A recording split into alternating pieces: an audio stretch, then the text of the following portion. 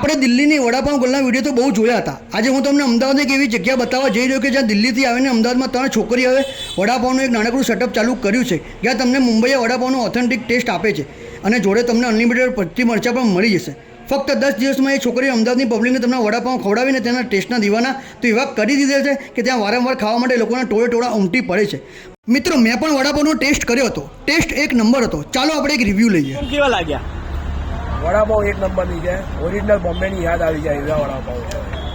બાકી બધી જગ્યાએ તમે નોર્મલ વડા અને પાઉં ખાઓ ને તો મોઢામાં ડચું ના જડે. આમનો પાઉં એટલો સોફ્ટ છે ને, વડા એકદમ ગરમ આપે છે અને જોડે જે આ મરચાના ભજીયા છે ને સોને પે સુહાગા છે. એક્સિલેન્ટ વસ્તુ મસ્ત. શું વાત છે, એકચ્યુઅલી બોમ્બેની યાદ આવી. અમને ખાધા છે મોઢામાં પાણી ના આવી જાય તો તમે યાદ કરજો. Thank you. ઓકે મિત્રો, ભીડ તો તમે જોઈ શકો છો.